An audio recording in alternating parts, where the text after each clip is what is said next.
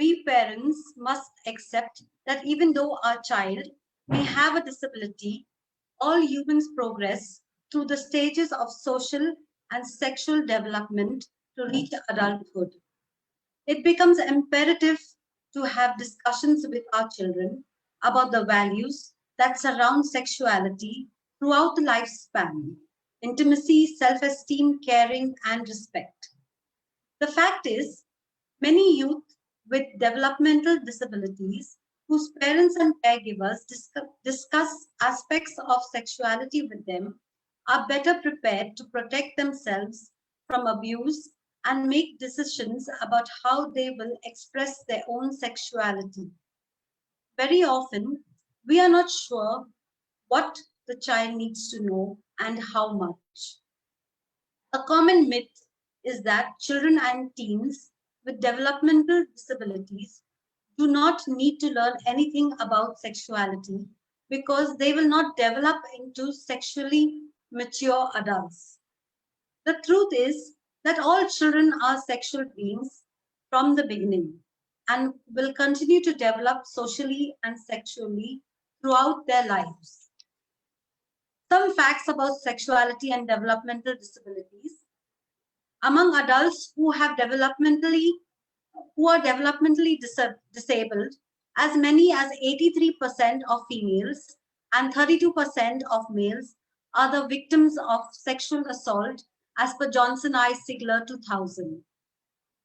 The National Center on Child Abuse and Neglect has reported that children with disabilities are sexually abused at a rate that is 2.2 times higher than that for children without disabilities, as per Murphy Elias 2006.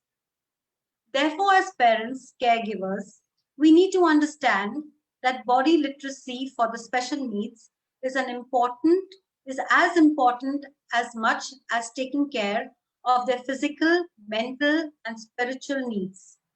To guide us on this today, we have with us Mrs. Medha Kale and Mrs. Kalika Muzumdar from Tathapi Trust.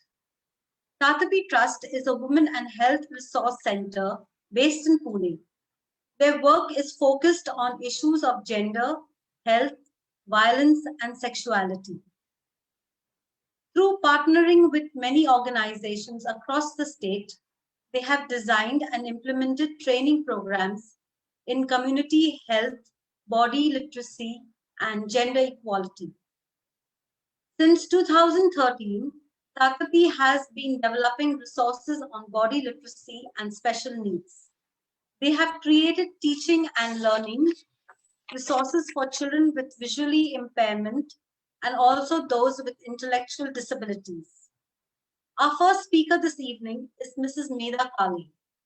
Mrs. Medha Kale has worked with Tathapi Trust since 2001. She has worked on designing and developing training resources and field programs on body literacy, gender equality, and health. At present, working with People's Archives of Rural India, an online journal and archive of rural India. Over to you, ma'am.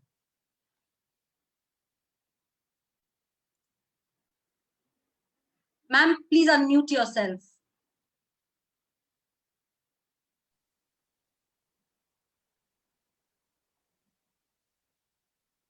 Hello? You have to put the video on, ma'am. Yeah, it's on. It's on. Okay. So first of all, thank you, Karen, for inviting Tathapi for this session. And we are happy to be part of this. There might be some technical things because there is a heavy rain here outside and thunderstorm.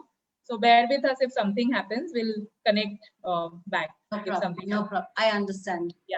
So Tathapi has been doing this work in many schools, and we had actually started with schools that work for normal, so-called normal children.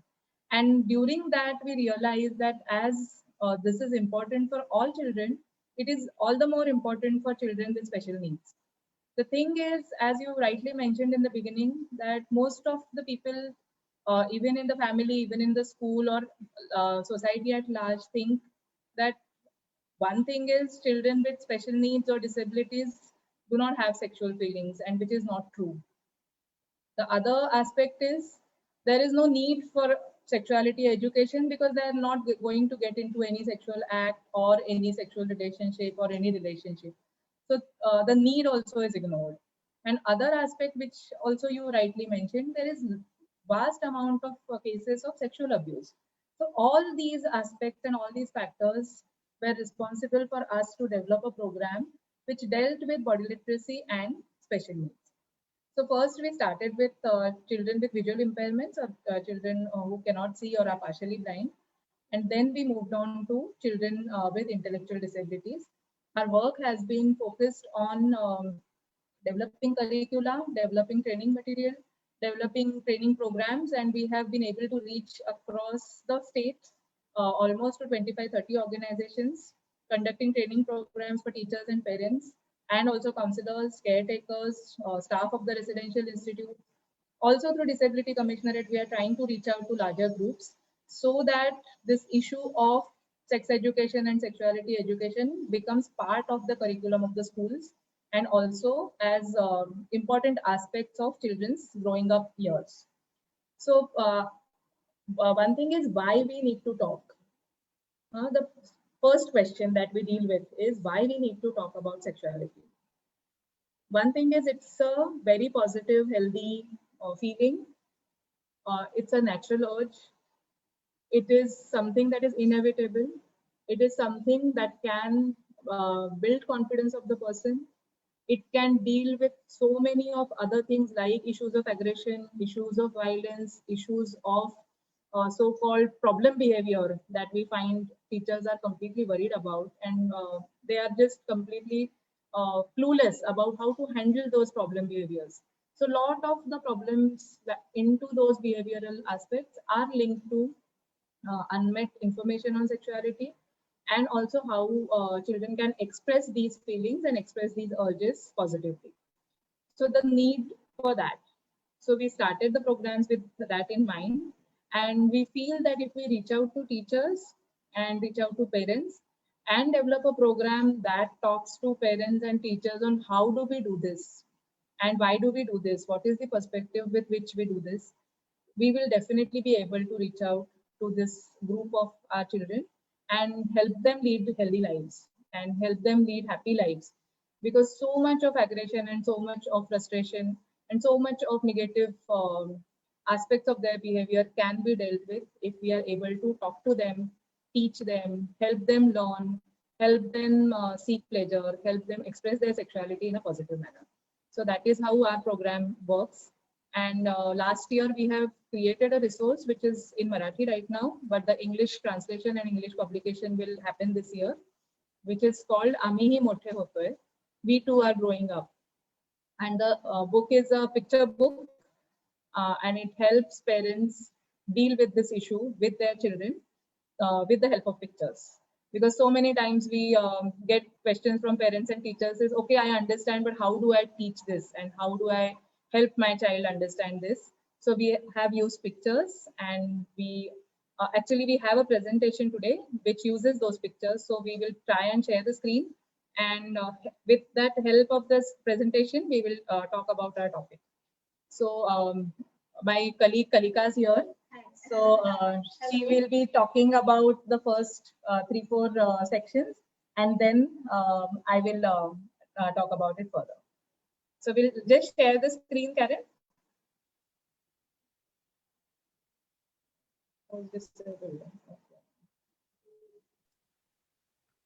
Yes, Kalika, go ahead. Yeah, Kalika. Nice understand.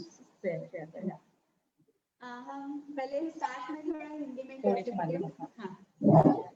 वो share screen कर रहे थे हम, लेकिन नहीं हो रहा है, तो हम ऐसे ही बात कर सकते हैं जो हमारे टॉपिक से रिलेटेड है। हाँ, जो फर्स्ट अभी मेधा ने आप सबको बताया है कि जो हमारा बुक है, जो हम क्यों सेक्सुअलिटी की जरूरत है ये सिखाने की, किसको सिखाना हमको चाहिए, ये सब टॉपिक थोड़े से हम आज डिस्कस करेंगे। टाइम अपने पास थोड़ा कम है, लेकिन हम एक इंट्रोडक्टरी लेक्चर ऐसा हम कर सकते हैं, तो सबको थोड़ा सा उनके साथ इंफॉर्मेशन मिल जाएगी। ये जो है कि we too are growing up, कि हम भी बहुत बड़े हो रहे हैं। तो इसमें कौन आया, कौन कौन से बच्चे आए? तो 15 साल के ऊपर जो सारे हमारे स्पेशल किड्स है, जो कोई ऑटिस्टिक है, डाउन सिंड्रोम्स है, सेरेब्रल पाल्सी है, इंटेलेक्चुअल लेवल उनकी को थोड़ी कम है, ये सारे जो स्पेशल नीड वाले चिल्ड्रन है, ये इनको हम ये कैसे उनकी जरूरत हम पहचानेंगे और वो पहचान के हम उनको कैसे सिखाएंगे, ये बहुत कभी कभी कठिन है हम सबको, as a teacher, as a parents. तो फर्स्ट हम कुछ उनको कि हाँ आप भी बड़े हो रहे हैं, आप कैसे बड़े हो रहे हैं ये हम उनको एक मिरर थ्रू भी बता सकते हैं, कि एक मिरर के सामने खड़े रह के उनको हम बोल सकते हैं कि आप कितने आपके जो कैसे आप में चेंजेस आ रहे हैं आफ्टर 15, आप जब बड़े हो रहे हैं, हार्मोनल चेंजेस आप में हो रहे हैं, तो आपके शरीर में, आपके इंटरनल बॉडीज में भी कैसे चेंजेस हो रहे हैं, वो हर एक बच्चे को अपने को सिखाना है। वो एज अ मॉडल हम सिखा सकते हैं। वो एक तरह हम उनको ही, हम छोटे थे तो आप कैसे दिखते थे, आप बड़े हो गए तो उनमें कौन से चेंजेस आ रहे हैं, ये हम उनमें सिखा सकते हैं। उससे क्या होगा, तो एक वो एक्सेप्टेंस लेवल भी उनमें आ जाएगी कि हम जैसे बड़े हो रहे हैं वो हम एक्सेप्ट कर रहे हैं, क्योंकि बहुत से चेंजेस उनमें आते हैं। उनकी मानसिकता नहीं बढ़ रही है एक तरफ पे, क्योंकि मानसिकता उतनी ही है, मेंटल एज उतना नहीं बढ़ रहा है, लेकिन फिजिकल एज बढ़ रहे हैं। तो वो जो डिफरेंस है मेंटल एज और फिजिकल एज में, वो जो कोप अप करना पड़ता है वो बहुत कठिन हो जाता है ये बच्चों को, कि सब बच्चे, सब लोग बोल रहे हैं कि आप बड़े हो गए, बड़े हो गए, लेकिन कुछ चीजें करने के टाइम टीचर्स और पेरेंट्स बोलते हैं अभी आप छोटे हैं, ये नहीं करना चाहिए, आपको ये समझ में नहीं आता है, ये नहीं देखना चाहिए। तो हम कैसे बिहेव करें, हम कैसे बर्ताव करें, ये उनमें बहुत एक कश्मकश हो जाते हैं कि ये सही है या वो सही है। इसलिए थोड़े से बिहेवियर प्रॉब्लम्स नहीं, लेकिन बिहेवियर में उनके चेंजेस आ जाते हैं और वो हम समझ नहीं पाएंगे सपोज, तो उसमें वो प्रॉब्लम की तरफ वो बढ़ते जाएंगे। इनमें ये है कि आप बच्चे बढ़ रहे हैं, हाँ, उनके शरीर के जो बॉडी पार्ट्स है, लड़कियों के है जो चेस्ट बढ़ रहा है, हाँ, उनमें थोड़ा सा फैटीनेस आ रहा है, उनके पीरियड्स चालू हो रहे हैं, ये लड़कियों में एज पर एज के हिसाब से वो सब चेंजेस होने ही वाले हैं और वो होते ही है, क्योंकि ये सब नेचर का है और वो होना ही है, तो हो ही रहा है। लड़कों में अलग अलग के उनमें जो है वो पेनिस का साइज बढ़ जाता है, बाल आ जाते हैं, उनमें दाढ़ी ये आ जाती है दाढ़ी, तो वो जो चेंजेस है वो भी उनको उनके यहाँ बॉडी में दिखने लगते हैं। तो ये क्यों हो रहा है, कैसे हो रहा है, ये वो समझ नहीं पाते हैं। वो कभी कभी बच्चे बात भी नहीं कर सकते हैं, क्योंकि बिकॉज ऑफ कम्युनिकेशन गैप, बहुत से कम्युनिकेशन गैप रहती है।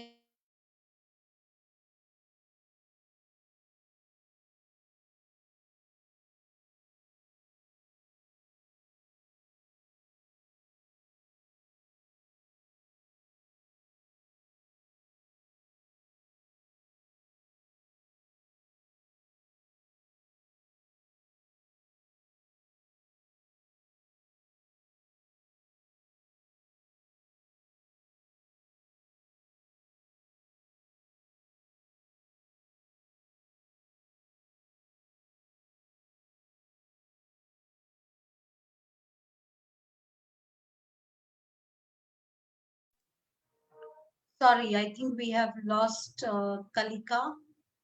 We'll just hold on for them to join back in.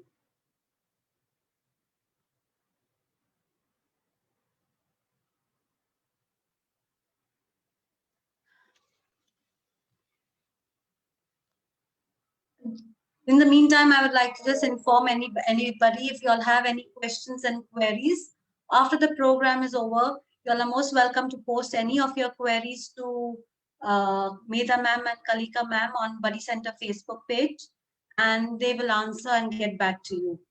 So any queries, kindly post it on the Facebook page. And we shall wait for them to log back in.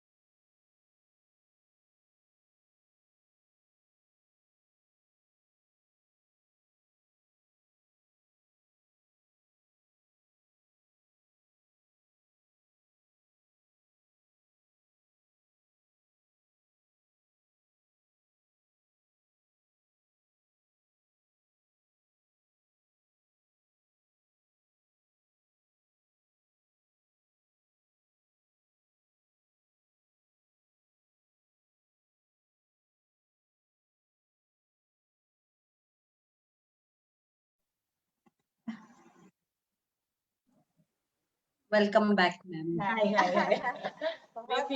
We feared it and it happened. So I understand, and there's a lot of rain. yeah, that's right. Please continue. Okay.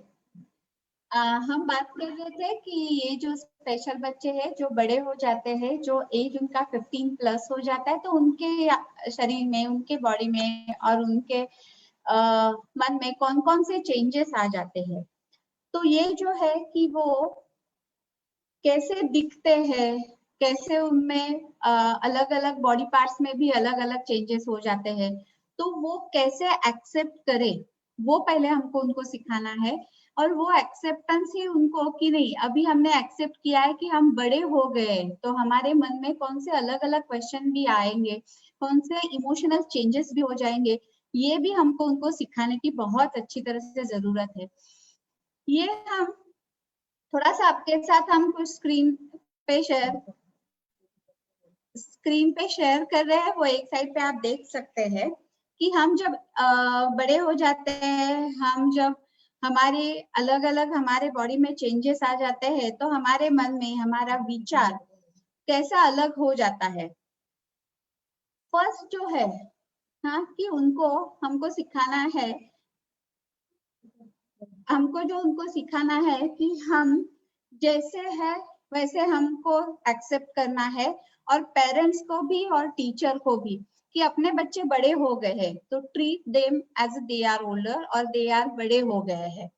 उनको बच्चों की तरह नहीं treat करना है, तो उनको भी बहुत अच्छा लगेगा कि अरे हम भी बहुत बड़े हो गए, हमके ऊपर कोई ना कोई जिम्मेदारी, रिस्पॉन्सिबिलिटी डाल रहे हैं। तो ये उनको उनका स्वाभिमान और एक तरफ से उनका कॉन्फिडेंस लेवल बहुत अच्छे से डेवलप हो जाएगा। दूसरी जो बात है कि ये जब बड़े हो जाते हैं तो उनको उनका सोशलाइजेशन की तरफ हम एक एक पैर आगे बढ़ाते हैं कि दुनिया में कैसे उनको ट्रीट करना है, दुनिया में उनको कैसे पैर डालना है, दुनिया वालों के साथ कैसी बातें करनी है, कैसे उनके साथ रहना है, ये हम अलग अलग उनको सिखाते हैं। इसके लिए फर्स्ट उनको अपने को बहुत अच्छी तरह से सिखाना पड़ेगा, और उनको भी मालूम होना चाहिए कि हर एक का स्पर्श, हर एक का हम गुड टच, बैड टच, कैसे हम उनको पहचाने, कैसे हम उनको पहचान के उनके साथ हम व्यवहार करें, ये सिखाना बहुत ही जरूरी है। ये जब बड़े हो जाते हैं तब उनको उनकी स्पेस मिलना भी बहुत ही जरूरी है कि नहीं, वो जब ना बोले, हर एक उनके इमोशंस का रिस्पेक्ट करना चाहिए, हर एक उनके विचार की एक रिस्पेक्ट करना चाहिए, उनको एक स्वाभिमान से उनको समाज में कैसे आगे बढ़ना चाहिए, यही हमको उनको सिखाने की बहुत अच्छी तरह से जरूरत है। गुड टच, बैड टच की बात आती है तो हम जब बात करते हैं कि स्पर्श, जब आप देख रहे होंगे शायद स्क्रीन पे और नहीं आ रहा होगा तो बिकॉज ऑफ इंटरनेट और बाहर बहुत बारिश हो रही है, तो थोड़ा सा प्रॉब्लम हो सकता है वो देखने में। लेकिन यहाँ पे एक हमने किया था कि उनको वो स्पर्श कैसे सिखाए, उनको वो टच का हम कैसे उनको वो एजुकेट करें कि गुड टच कौन सा है, बैड टच कौन सा है, कौन सा स्पर्श अपने को मन को बहुत आनंद देता है और कौन सा स्पर्श अपने को आनंद नहीं देता है, यही हमको उनको सिखाना है। कुछ चीजें ऐसी होती है कि जब वो उनको नहीं अच्छा लगता है, कोई उनको, बहुत से पेरेंट्स, बहुत से टीचर्स, बहुत से लोग जब वो कोई कब बीमार हो जाते हैं, कब थके आए होते हैं, तो अपने को लगता है, हम सबको लगता है कि आज हमारा बच्चा बहुत थका हुआ है, उनके हम थोड़ा सा उनको और जरा छोटे हैं ऐसे करके उनके थोड़े पैर दबाते हैं, उनका थोड़े हम हाथ को मालिश करके देते हैं। ये उनको अच्छा नहीं लगता है, क्योंकि बिकॉज ऑफ द एज वो बहुत अच्छी तरह से समझ पा रहे हैं कि अभी हमको हमारी स्पेस चाहिए, हमें ये नहीं चाहिए, इसीलिए वो ना बोलते हैं। तब हम वो समझ के हमको ये नहीं करना है। इसमें कोई बुरा मानने की चीज नहीं है कि वो क्यों ना बोले, और ऑलवेज की जो करने वाले इंसान गलती है, ये भी हमको मन में नहीं आना चाहिए। उसके बाद जो है वो बात आती है इमोशंस की। जैसे जैसे चेंजेस होते हैं हमारे शरीर में, जैसे जैसे हार्मोनल चेंजेस भी हो जाते हैं, लड़कियों को, बच्चों को पीरियड स्टार्ट हो जाते हैं, तो थोड़ा इमोशंस में भी उनको चेंजेस अपने को नजर आ जाते हैं। अलग अलग इमोशंस होते हैं, कभी एकदम से दुखी हो जाते हैं, कभी एकदम से खुश हो जाते हैं, कभी एंगरनेस बढ़ जाता है, एग्रेसिवनेस आ जाता है, कभी डिप्रेस हो जाते हैं। तो वो सब अपने उनको कैसे हैंडल करें, वो सिखाने की बहुत ही जरूरत है। एक्चुअली ये सब हमको आपको एक इसके लिए 2 लेक्चर्स हम बहुत लेंगे, क्योंकि ये एक एक इमोशन पे कैसे काम करके हम आगे बढ़े हम आपको सिखा सकते हैं, लेकिन आज हम खाली इंट्रोडक्शन इसके बारे में दे रहे हैं। नेक्स्ट जो है वो हमको है कि आज हमारे सामने बड़े लड़के और लड़की जब खड़ी रहती है तो पूरी उनकी बॉडी लैंग्वेज अपने को क्या बताती है, वो हमको बहुत अच्छी तरह से समझ के उनके साथ डील करना चाहिए कि लड़कियों को, लड़कों को क्या वो एज की जरूरत है, क्या वो एज में चाहिए। वो हर एक बॉडी से, वो हर एक बॉडी पार्ट से अपने बारे में टीचर्स और पेरेंट्स को समझाने की, उनके साथ कम्युनिकेट करने की कोशिश करते हैं। वो कम्युनिकेशन बॉडी लैंग्वेज की अपने टीचर्स और पेरेंट्स को समझने की बहुत जरूरत है। आगे हम देख सकते हैं कि बच्चों को हर चीज में एक सिक्योरिटी बहुत अच्छी लगती है, क्योंकि वो स्पेशल है, इसलिए समझो अगर वो एज का है ऐसे समझो। लेकिन वो जो वातावरण में जाते हैं वहां पे वो बहुत सिक्योर फील करते हैं कि कहाँ पे हमारे टीचर्स है, कहाँ पे हम पेरेंट्स है, आजू बाजू में हमारा जो एनवायरमेंट है वो बहुत अच्छे तरह से है ना, और वो कैसे सिक्योर है वो भी हमको उनको बताने की बहुत अच्छी तरह से जरूरत है। ये जो सब अलग अलग उनमें इमोशंस हम देखते हैं, अलग चीजों की वजह से देखो, एज की वजह से देखो, एनवायरमेंट की वजह से देखो, उनमें वो एक्सेप्ट करने के, उसके ऊपर वो कैसे बिहेव करते हैं और वो समझ के उनको सिखावे कैसे। डाउन सिंड्रोम के बच्चे हैं तो वो ज्यादा पॉजेसिव हो जाते हैं, तो वो पॉजेसिवनेस कभी एंगरनेस की तरह बढ़ जाता है, तो वो भी हमको देखना पड़ता है। और वो है क्योंकि उनको समझ भी नहीं आता है कि वो क्या क्या चेंजेस हम में हो रहे हैं, और वो हमको उनके साथ डेली कम्युनिकेट करके संवाद उनके साथ साथ ये करना चाहिए, तो ही हम अच्छी तरह से समझ पाएंगे। हाँ, आगे मेधा आपके साथ बात कर रही है। The need to talk about emotions and need to talk about touch.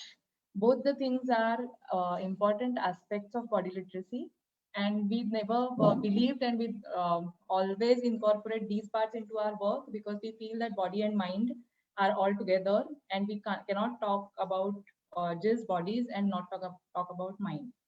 So talking about bodies is very important with these children.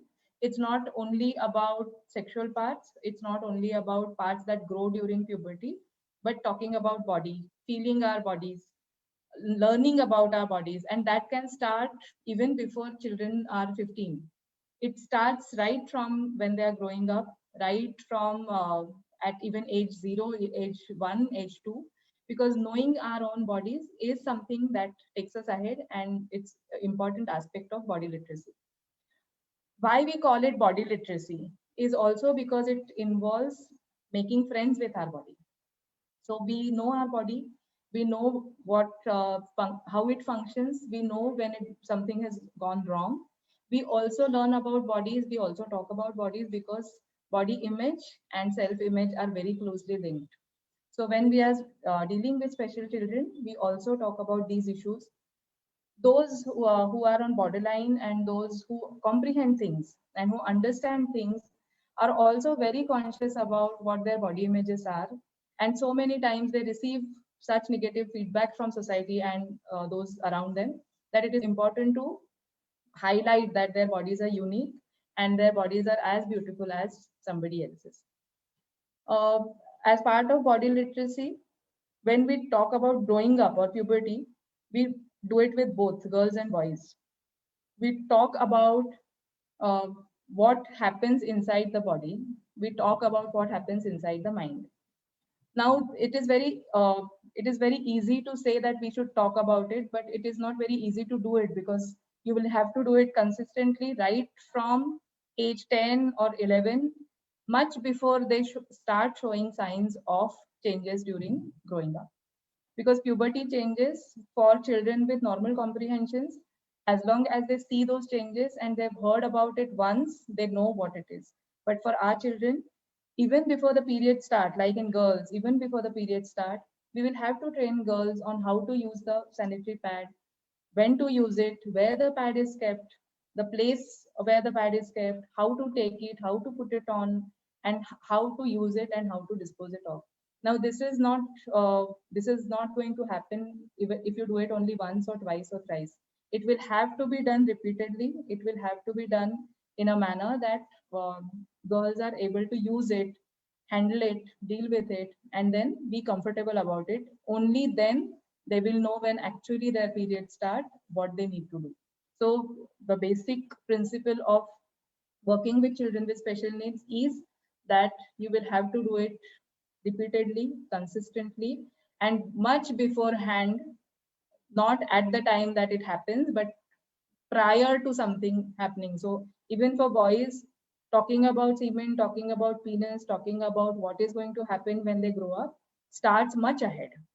You may not be able to talk about sexual urge because that comes in later, but these issues and of cleanliness and how to take personal care have to start even at the age of 11, 12. And as with normal children, teachers and parents are saying that they are observing that even the age at which girls are getting periods is coming down, even in children with special needs. So for children, for girls, you will have to start talking about these issues even at the age 9, 10. So it depends on the group that we work in. Like I said, with girls, it's because we work a lot with parents and teachers. It's not only about scientific information; it's also about our perspectives on what happens during puberty. So many of us, because where we have grown up, how we have grown up, and in what surroundings we've grown up, lot of us feel that menstruation is something bad or menstruation is something impure. There is no open talk about menstruation and periods even now. With youngsters, it's different. But as parents and teachers, we have our own inhibitions, and many a times those inhibitions come in when we start talking about these issues with children. It shows in our body language and in lot of our teacher trainings. We see it on faces of women teachers that they are not comfortable talking about periods, talking about pads, and talking about these issues. So before talking to our children or students, we have to be very open. We have to uh, work on our inhibitions. We have to work on our own thoughts about it, and then only we can have an open and free dialogue with our children. So that is something that we underline in all our trainings, that it's not just scientific and good information about things is not enough. How do you give it and with what perspective you give it is equally important. As girls, same with boys. Boys के बारे में, with boys there are many issues that we have to talk about. There is beard आ जाता है, mustache आ जाता है, body hair is growing up. Then how to take care of yourself, how to use things so that you do not hurt yourself. Penis का size बढ़ रहा है. Then there is something happening. There is nightfall in sleep. Children pass on the semen. So then what do you do? How do you understand all these things? So it is very important to explain these things. And what we find in many schools, especially in cities, that many of the teachers are lady teachers or women teachers.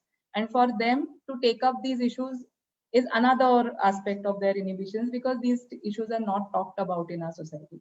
So it is very important to have a male teacher or a parent volunteer, a father volunteer to deal with these issues.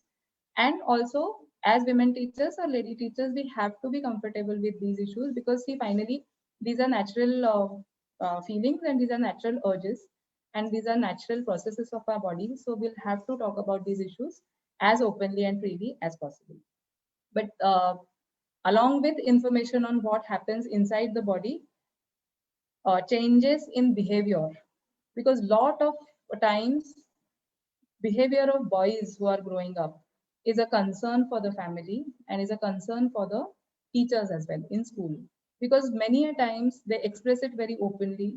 They will touch their sexual parts when somebody is sitting around. They will touch their sexual parts or private parts when they're sitting in a drawing room and there are guests around. All these situations, for them, it's a natural feeling that they are trying to fulfill or satisfy. But for parents, it becomes very uncomfortable because we look at those issues and we look at those behaviors from our own angles. So we'll have to understand that for these children, the feelings are very natural and they don't understand the social norms around it so easily as we do. As we grew up, we knew what the social norms were. We understood those, we picked them up, we just picked up things from how others behaved. But for our children, it is very difficult to pick up on what is right, what is wrong, when to do these things, when not to do these things. So it is up to us to talk about it and set boundaries where what you can do when there are people sitting around. Where do you do these things? Where do you touch yourself? When do you touch yourself? If you are feeling like touching yourself, then what do you do? And children have expressed these feelings. Teachers have helped them by taking them to a washroom or taking them to a room where they get their private space. But just by ignoring or just by punishing, these things do not go away. So that is something for us teachers to understand, that how do you deal with these issues. With boys, the most important and the most problematic part is masturbation. And actually, we have found while talking to parents that even girls do it. It's not that it's just only boys who do it. Girls also masturbate. Girls also try and touch their private parts. Girls also try and get pleasure, sexual pleasure, by touching their vagina or touching their clitoris. But as parents and as teachers, it is very uncomfortable for us when somebody starts doing that. So there are two things that we do in our teacher trainings or even our parent trainings. Is one thing is whether this is a bad behavior, whether this is a natural response of a person who's feeling that sexual urge and who does not understand the social norms around it. So one thing is to just completely take away all the negative feelings that are associated with masturbation at our own thought level, that what we believe and what we understand is that it's a healthier practice. It's much healthier when you cannot do anything else. And if somebody is feeling like that, then our role is to create a private space, a safer space where these things can be done. Other thing is, how do they keep themselves safe? They do not use something that can hurt themselves. We can teach them not to use things that can hurt their private parts or hurt their sexual parts. So those are other aspects of training. But first thing is to look at these things in a healthy and with an open mind, so that we deal with these issues in a open manner. And when it happens in school, then everybody suddenly panics in the classroom and other children do not understand. At that times, what are our protocols and what do we do when somebody starts touching their penis or masturbating? So all these norms and all these rules have to be set in our centers or in our schools. And even at home, when something like that happens, what do you do? Not many or not all children will have a separate room. Not all children will have a separate private space for their own self. Then what do you do? Many parents and teachers have tried different things. Like one of our senior colleagues has said that even if you don't have a separate room, you can always have a sheet or a covering that you can use, and just say that whenever you feel like doing this, just go to a corner, use a sheet or use a covering, and you can't do it out in open.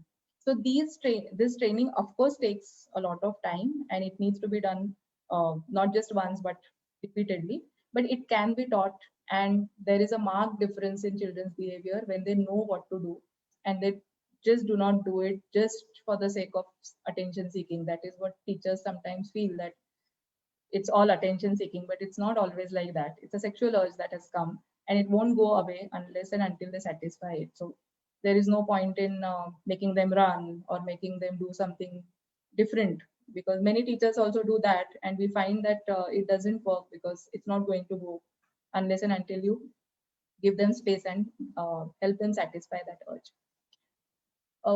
Along with growing up, we also feel that there is the right to privacy is very important, because so many times and in so many places we realize or we find that because these children are considered a child, even if they are 20-year-old, they are called children, and they are not really considered as adults, or they are not considered as full person. The full personhood is not given. So many a times parents also assume that they are just there. It doesn't matter where you change their clothes, what you say to them, what you do in front of these children, but actually they also have a right to privacy, and we also need to protect that right to privacy, that we need to teach them. And many a times we say that, okay, just teach them that, okay, this is your space. If you want to change your clothes, you can't do it in a hall, or you can't do it in a drawing room. You can't do it when somebody else is sitting around. You'll have to go inside. You'll have to go to a bathroom, or you'll have to go to a washroom, and protect their right to privacy, that they are adults, they are persons, and they have their own dignity. So you can't just do things without asking for their consent, without their nod, without understanding that they may have something else to say. So we definitely focus on right to privacy and how you can maintain that need to have that private space and need to have that privacy in their lives. And for that, we also need to maintain those things. We can't do everything in front of our children as we would do other. We won't do so many things in front of our children who are considered normal. So we can't do so many things in front of these children also. We just can't always think of them as infantile or child. So they also are persons, and they are also grown up. So that is something which is quite crucial when it comes to body literacy. The most difficult part that parents and teachers deal with is the part of sexual act and sexual pleasure. So many of us firmly believe that they are never going to get married, so sex and sexual act is not part of their lives, but which is not true. Many of them get married, many of them have sexual relationships, many of them masturbate, many of them seek sexual pleasure through touching oneself, and that is how they derive sexual pleasure when there is sexual urge.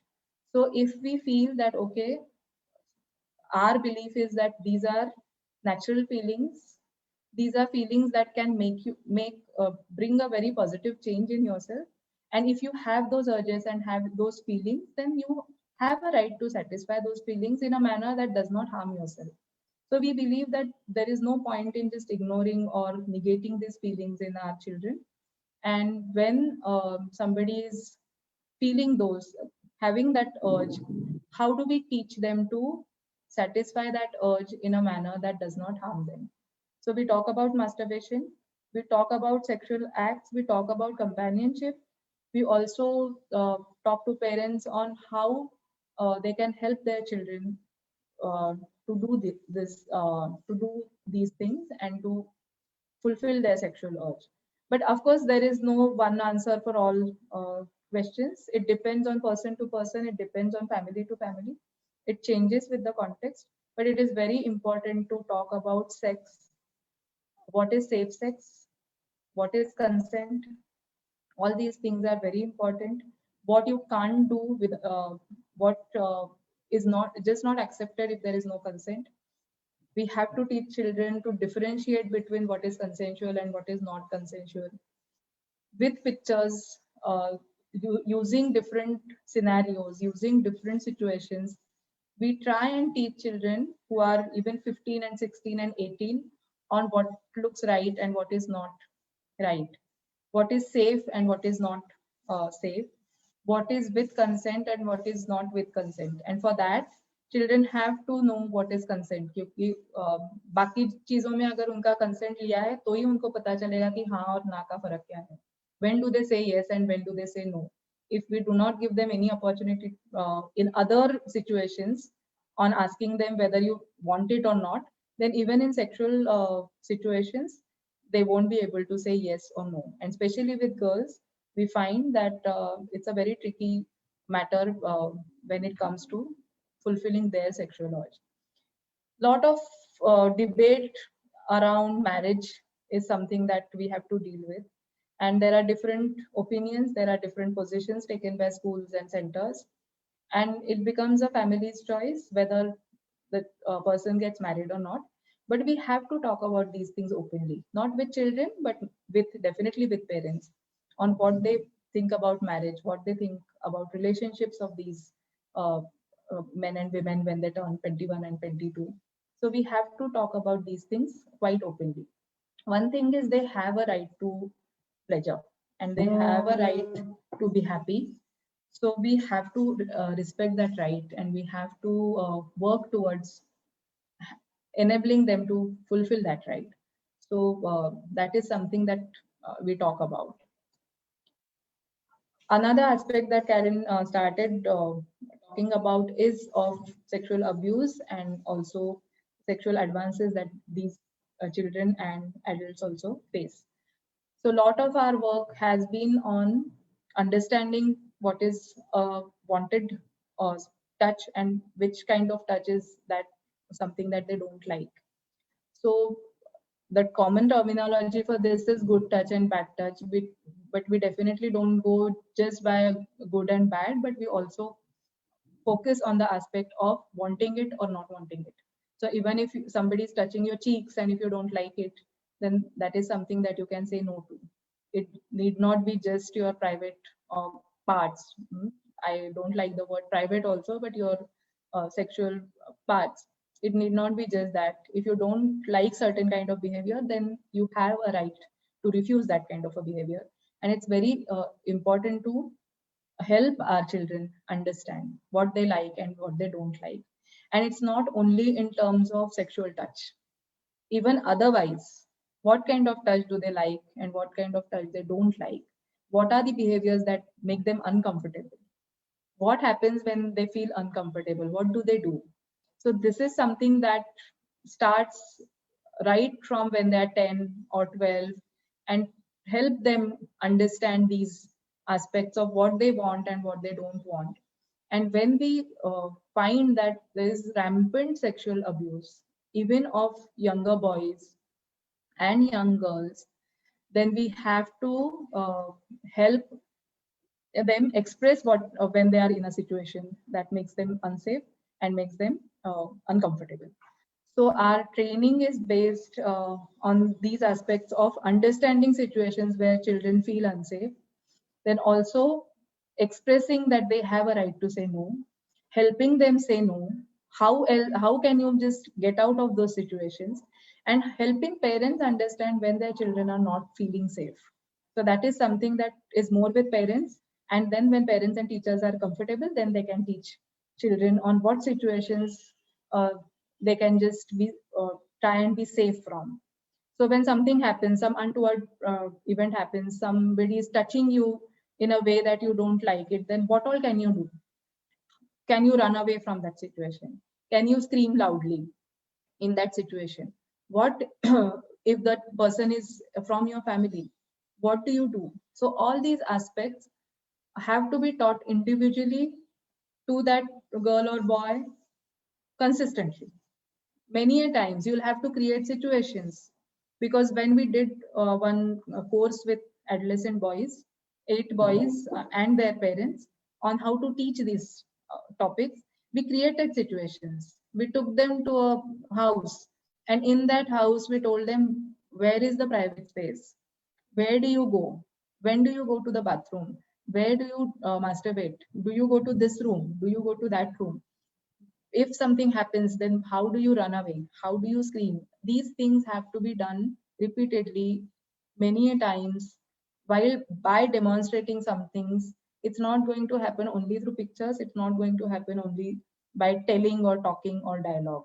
It will have to be demonstrated on how the child is not liking it, how the child is refusing to do something, and how the parent or how the elder person accepts that. So all these things are very important when it comes to talking about issues of body literacy. And as I said, it's all body and mind. So we will have to understand what is the mood of the child, whether the child is happy, whether the person coming to the workshop or the center is confident to understand these things, and then only we can completely talk about body literacy. That is our actually that is what we cover in those topics. Yeah. Thank you, ma'am. That was very, very informative. A lot to think about, a lot of food for thought. And yes, we'll have a lot more questions for you and Kalika ma'am to answer for us. Yes, a little about Kalika ma'am. I didn't get a chance to speak about Kalika ma'am. Kalika Mujumdar has worked with special children and adults since the last 20 years.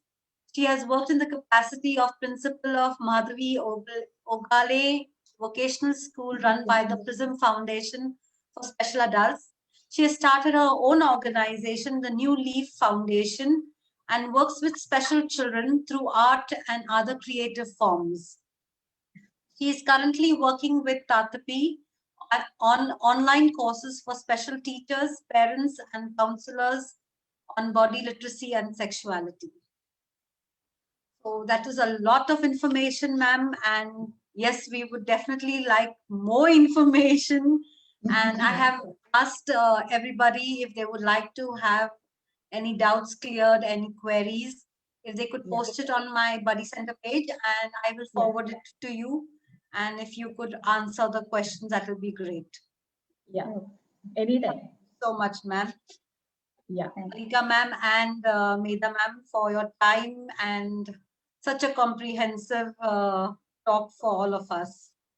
So a healthy sense of self promoted by open communication between teens and parents always leaves teens feeling encouraged and supported in any way they are able about their bodies and identities, and to accept and protect themselves as sexual beings. So thank you, ma'am, and have a nice evening, everyone. Thank you, Karen. Thank you. Thank you, ma'am.